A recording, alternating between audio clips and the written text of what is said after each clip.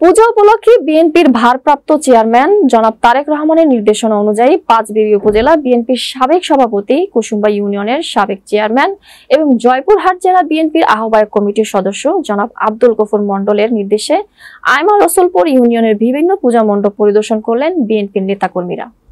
এ সময় উপস্থিত ছিলেন আইমা রসুলপুর ইউনিয়ন বিএনপির সাবেক সাংগঠনিক সম্পাদক হামিদুল ইসলাম, কোরিয়াবাজারের বিএনপির একনিষ্ঠ কর্মী, বিশিষ্ট ব্যবসায়ী এবং সমাজসেবা জুয়েল রানা। তিনি বিভিন্ন মন্দির পরিদর্শন ও নগদ অর্থ সহায়তা প্রদান করেন। এছাড়াও জুয়েল রানা এলাকার বিভিন্ন মসজিদ, মাদ্রাসা ও এতিমখানায় সাহায্যের হাত বাড়িয়ে দেন। তিনি তরুণ প্রজন্মকে মাদক থেকে দূরে রাখতে বিভিন্ন সামাজিক কর্মকাণ্ড পরিচালনা করে থাকেন। তার মধ্যে অন্যতম হলো ফুটবল খেলা ও কুইজ প্রতিযোগিতা। তিনি সবসময় আইমা রসুলপুর ইউনিয়নবাসীর সাথে থাকবেন বলে আশা ব্যক্ত করেন। তিনি বলেন, আগামী দিনে আপনারা ধানের শীষে ভোট দিবেন এবং বিএনপিকে ক্ষমতায় আসতে সাহায্য করবেন। ইউনিয়নে যারা গরিব অসহায় পরিবার আছেন, আমি এবং বিএনপি সবসময় আপনাদের পাশে দাঁড়াবো।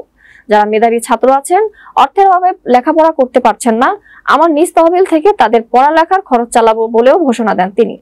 এছাড়াও উপস্থিত ছিলেন বিএনপির কর্মী আব্দুল মুতলিব সহ অনেকে।